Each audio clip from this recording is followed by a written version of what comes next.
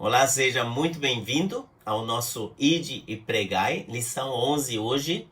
Nós vamos falar sobre grupos pequenos e evangelização. Grupos pequenos de evangelização é o nosso alvo. Hoje é o nosso pedido ao Senhor que você que está ali ouvindo agora seja tocado para que você comece um grupo pequeno com alguém, com um irmão, com uma irmã e organize um grupo pequeno. Não ache que seja uma coisa difícil, não é nada difícil. Deus quer te ajudar, Deus vai te ajudar e Ele já te capacitou porque você é um filho de Deus. Se você ainda não é, participe de um pequeno grupo para conhecer a mensagem da salvação. Mas é tão importante que nós que temos a salvação participemos de um pequeno grupo. Se ainda não participamos, que organizemos um pequeno grupo. E que Deus faça desta lição hoje algo prático para o seu louvor e para a sua glória. É a nossa oração. Vamos orar? Senhor Jesus, por favor, nos ajude a sermos pessoas que praticam o ide e pregai. O ide e pregai o evangelho. Por favor, nós temos uma mensagem tão boa, tão maravilhosa. Se pararmos aqui, se só usufruirmos do amor de Deus sem falar para ninguém, seríamos culpados. Nós queremos compartilhar esta mensagem maravilhosa. E nos ajude a sermos obedientes e nos encoraje onde nos falta coragem, onde temos medos, por favor, queremos superá-los em nome de Jesus. Nós te louvamos e adoramos, porque o teu amor carrega nossas vidas de verdade para todo sempre. Nos abençoe e oramos em nome de Jesus. Amém. Nós temos uma referência interessante em Romanos 16, que mostra como isso tem sido atual nos tempos do início do Evangelho, nos tempos da igreja original, podemos dizer, genuína, né? Romanos 16, 5, saúdem também a igreja que se reúne na casa deles. Na casa de quem? Está escrito no versículo 3, Priscila e Aquila havia igreja. Igreja é muito mais, aliás, não é templo, e é muito mais do que uma reunião de pessoas cristãs uma vez por semana, não. A igreja está onde estão 2 ou 3 cristãos. Está escrito em Mateus 18, versículo 20, pois onde se reunirem 2 ou 3 em meu nome, ali eu estou no meio deles. Jesus prometeu. E onde Cristo está no meio, aí acontece igreja, ou aí nasce igreja. Então, estamos aqui aprendendo sobre pequenos grupos. O alvo da lição é entender por que evangelização por meio de grupos pequenos é tão eficiente. Vamos entender isso, vamos perceber a importância dos relacionamentos para uma conversão acontecer e também a integração e permanência de uma pessoa dentro de uma igreja acontece só com relacionamentos saudáveis, inspiradores, motivacionais, no sentido bíblico, que a palavra de Deus seja vivida e o amor de Deus e a graça de Deus fluem. E vamos agir, vamos organizar grupos pequenos. Esse é o nosso alvo. Que Deus dê graça aqui para nós realmente agirmos preparando pessoas para grupos pequenos e também de nós mesmos organizarmos grupos pequenos. Assim, que pessoas assim sejam integradas ao corpo de Cristo através da salvação e também hajam dentro do corpo de Cristo como novos convertidos, porque cada um tem seu lugar no corpo de Cristo. O propósito desta lição é enfatizar os grupos pequenos como meio eficaz para a evangelização. Vamos conceituar e mostrar como eles podem ser usados no cumprimento da grande comissão. Definição: o que é um grupo pequeno? Bom, tem várias definições, aqui tem uma de 5 a 20 pessoas, mas é claro que começa com 2 ou 3. Isso vamos ver depois também nos exemplos que a própria palavra de Deus dá, O limite aqui dado ela chama Roberta Estenes, são 20 pessoas, é claro, a partir de certo número, o grupo pequeno passa a ser um grupo grande, né? Então, muitas vezes o desafio é novamente separar. Quando o grupo é muito grande, o incentivo bíblico ou natural de crescimento é dividir para aumentar. É assim que funciona o corpo, as células dividem. E por isso o termo célula é inteligente, porque as células se dividem e assim um corpo cresce e se forma. E a figura para a igreja da Bíblia é o corpo, que consiste de células. Então, muito legal. O termo célula pode ser abusado por alguns, né? Usado de forma errada. Pode ser.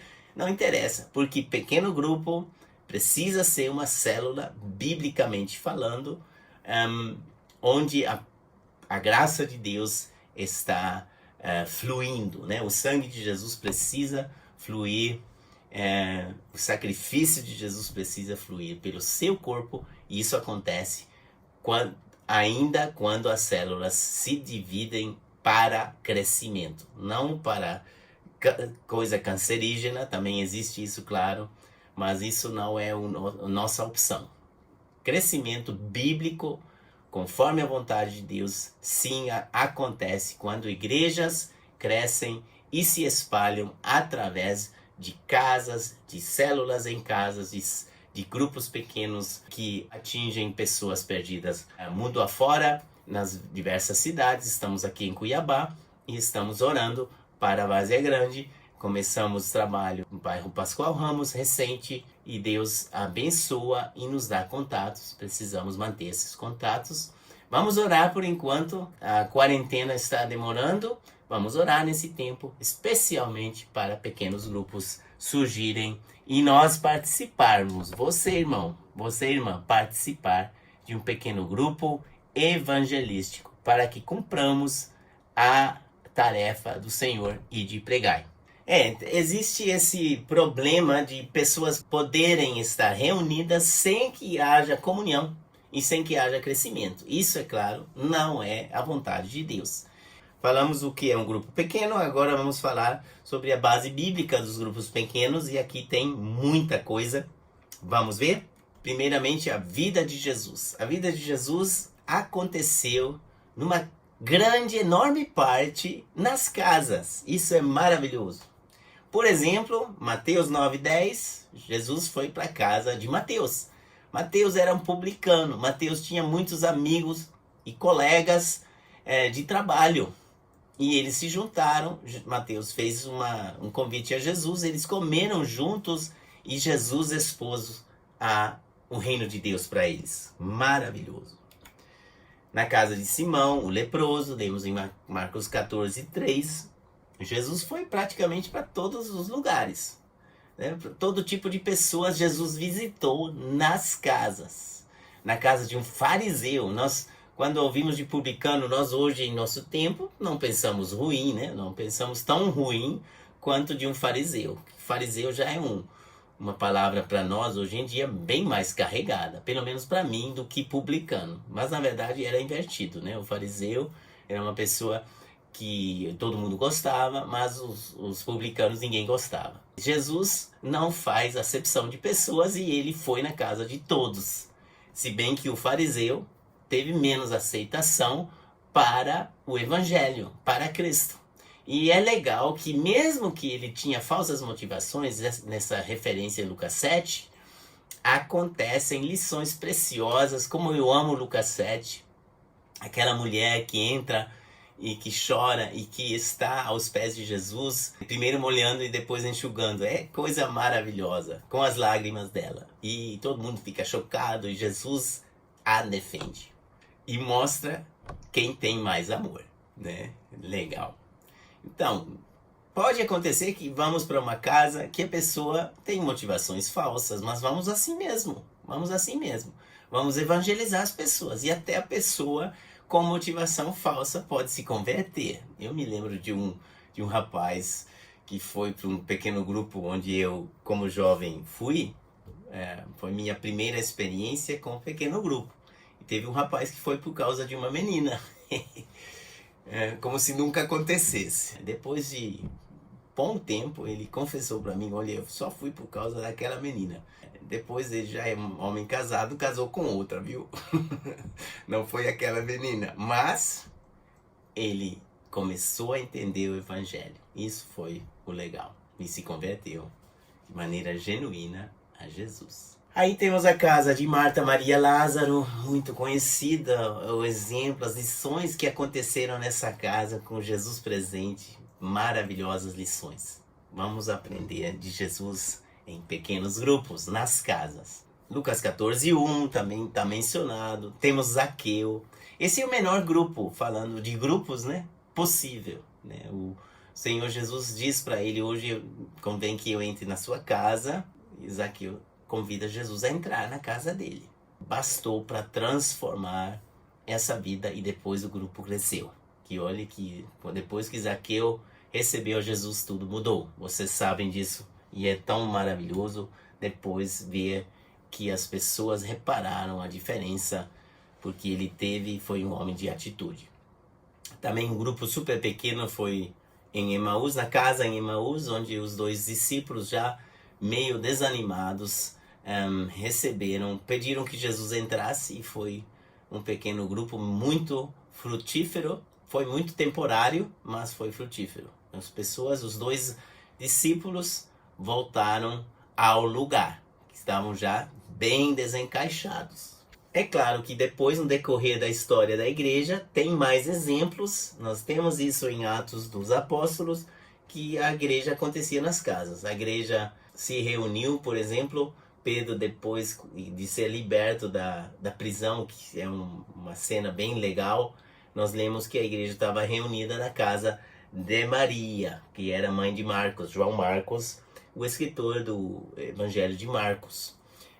Uma casa bem receptiva, onde havia reuniões. Temos também a igreja na casa de Lídia. Em Atos 16:40, lemos como Deus abriu o coração dela e que depois pessoas se converteram lá. E também a casa do carcereiro é uma casa onde aconteceu um pequeno grupo, e o apóstolo Paulo, junto com Silas, evangelizaram esse homem. Ele se converteu, a promessa que ele recebeu, que ele e sua casa seriam salvos, aconteceu. E temos a nossa referência inicial, Romanos 16:5, Priscila e Aquila recebendo pessoas na casa deles. Era igreja, era pequeno grupo. E assim vai, Colossenses 4:15, a casa de Ninfa, a carta de Filemon, versículo 2. E tem mais, o próprio apóstolo João dá testemunho de reuniões em casa. Na 2ª e 3ª João, lemos também sobre isso. Jesus não fazia diferença entre pecadores e religiosos. Ele aceitava convite de todos. E lemos sobre isso em Lucas 7:36 e Lucas 15:1 e 2. Vamos fazer a mesma coisa. Vamos aprender do Senhor Jesus. E não temos uma fé com acepção de pessoas, pelo contrário. O terceiro ponto do nosso estudo é agora como tomarmos decisões boas no funcionamento dos pequenos grupos. Existem coisas importantes que precisam ser consideradas. Então, o local onde vai acontecer a reunião. Se você nunca participou de um pequeno grupo e nunca teve ninguém em sua casa, e talvez isso seja um empecilho para você, então vai num pequeno grupo em outra casa. Ou fala para a pessoa que tem casa, que talvez você não tenha, que foi na época dos apóstolos. Com certeza foi assim. Poucas casas tinham lugar para muitas pessoas, então era já o lugar da reunião era decidido onde havia lugar, né? Priscila, Aquila, a Maria, mãe de João Marcos, de certo tinha uma casa onde tinha um local, onde tinha espaço físico suficiente para receber as pessoas. Então, é claro, tem que ser considerado. Vocês podem definir como que vai ser, se vocês querem fazer um curso bíblico em um local, como nós fazemos muitas vezes, então é definido o tempo até o final do curso. Mas muitas vezes a gente prolonga, né? Prolonga porque há necessidade de aprendizado maior do que apenas ouvir o evangelho para receber a salvação. É importante também a questão de quem vai liderar os grupos. Aliás, o necessário é que a gente procure que Deus lidere o grupo. Mas isso é algo que todo mundo vai aceitar e mesmo assim pode acontecer um mal-entendido sobre isso. Mas é bom definir isso antes. A pessoa que lidera o grupo em si, ela precisa ser uma pessoa compromissada com a igreja local. Não faz sentido uma pessoa que não tem ligação com a igreja não vai poder juntar um grupo. Também a dependência de Deus para a pessoa que faz que lidera o grupo é necessário, e também o conhecimento bíblico. Não dá para ser um bom líder sem conhecer a palavra de Deus.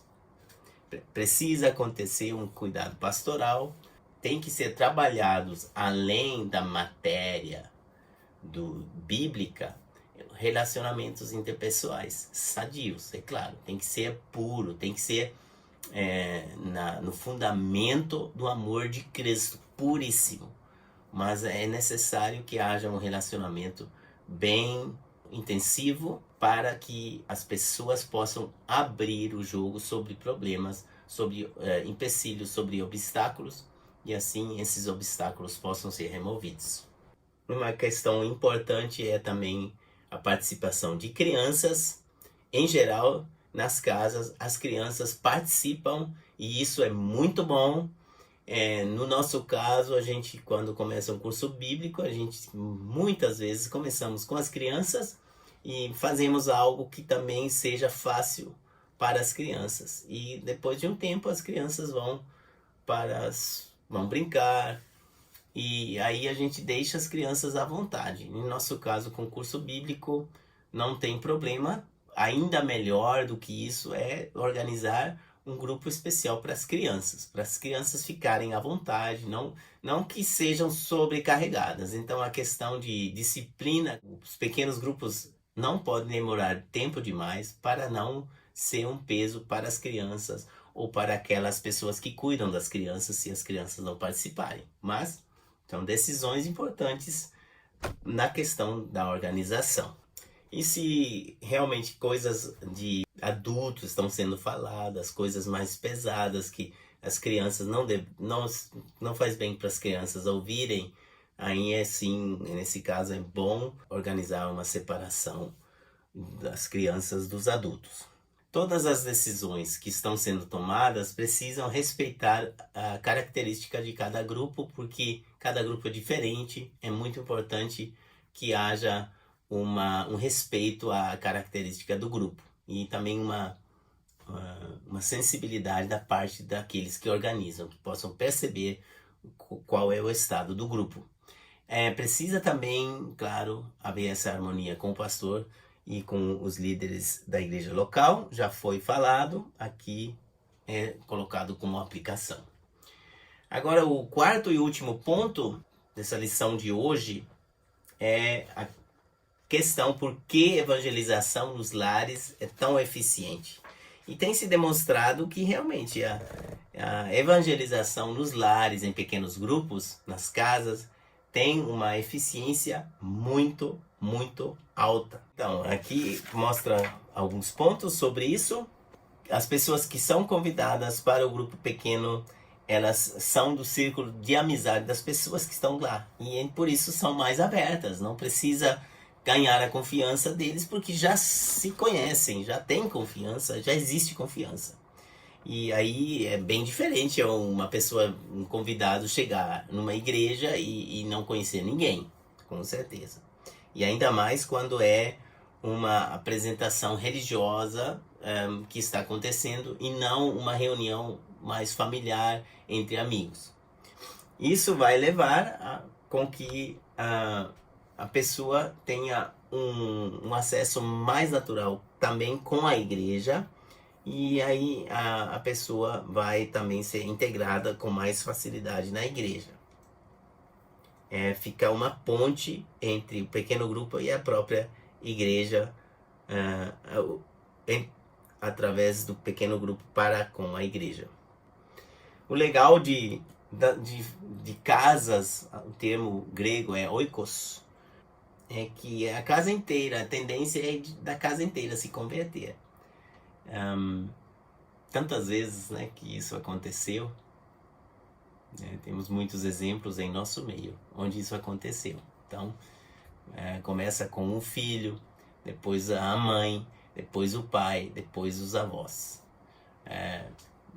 A família do Dalmo, eu lembro que a primeira pessoa que se converteu foi a Ilza, e depois atingiu a família inteira, né? Ilzete foi mais rápida, Dalmo demorou um pouco, e os filhos se converteram aí no meio do caminho também. E depois de um bom tempo, o pai da família e a dona Abigail converteram, foram mais difíceis para ganhar. E assim foi. Vários filhos da dona Abigail se converteram, e aí ainda tem alguns que precisamos orar ainda. Um pequeno grupo tem uma vantagem muito grande. Você fica tão perto das pessoas que as perguntas urgentes surgem nesse relacionamento. E você vai poder explicar para as pessoas, para os corações, o que é mais pergunta para eles. E você não vai falar coisas que não acertam no coração deles. Mas você vai ter esse acesso para os corações de poder falar o que os interessa, e os aspectos decisivos na evangelização têm uma ligação sempre com a pessoa. Então, precisa dessa orientação. O Espírito Santo nos orienta também na igreja, mas é mais fácil você ver as necessidades, você conhecer as necessidades das pessoas quando você está face a face, sentado junto com elas. A aplicação final é que as pessoas procuram na igreja paz com Deus e relacionamento com outros. E a pergunta é: você concorda com essa afirmação? E como os grupos pequenos podem colaborar? E podem justamente trazer para as pessoas a paz do Evangelho e também um relacionamento com outros de amor, como agrada a Deus. Então, nossa conclusão precisa ser que nós comecemos a praticar a procura de almas também em pequenos grupos. E isso nos faz sair da nossa maneira de viver individualista e procurar a comunhão com outros. A verdadeira comunhão começa onde termina o individualismo. É a frase aqui para nós aprendermos. Eles colocaram aqui uma pergunta legal, importante para pensar. É uma citação de um livro, Casas que Transformam o Mundo, da editora Esperança. E aí a pergunta é: se você fizer pelos próximos 10 anos o mesmo que você tem feito nos últimos 10 anos, que diferença isso faria em sua cidade e sua nação? A pergunta é se aconteceria alguma mudança, se você olhar para os últimos 10 anos, o que você fez em prol do Evangelho e indo e pregando o Evangelho. Se não aconteceu, muitas vezes é porque não pregou, porque não foi. Então comece a fazer isso, saia e vai, seja um fundador de um pequeno grupo ou um colaborador de um pequeno grupo. Comece em oração. Nesse tempo de quarentena, tente orar por isso diariamente e procure um irmão para você se juntar e organizar e fazer acontecer isso. Isso seria maravilhoso, seria bom demais se alguns dos irmãos pudessem começar, depois desta quarentena, a formar um pequeno grupo. Vamos orar? Senhor, muito obrigado pelo teu amor, muito obrigado pelo teu sacrifício. Queremos um curto tempo, um prazo curto que estamos aqui ainda, usar para o Evangelho, para o reino de Deus. Que o teu reino venha, Pai Celestial, pedimos que tu nos abençoes e que possamos ser úteis para ti. Nos abençoe a cada um no seu lar e tire de nós todo medo, toda falta de coragem. E também que nós não tenhamos dúvidas que tu nos irás manter, mesmo fazendo isso. Porque Tu tens dito, procurar em primeiro lugar o reino de Deus e todas as outras coisas nos serão proporcionadas. Muito obrigado. Em nome de Jesus, oramos. Amém. Valeu. Até aqui. Um abração a todos.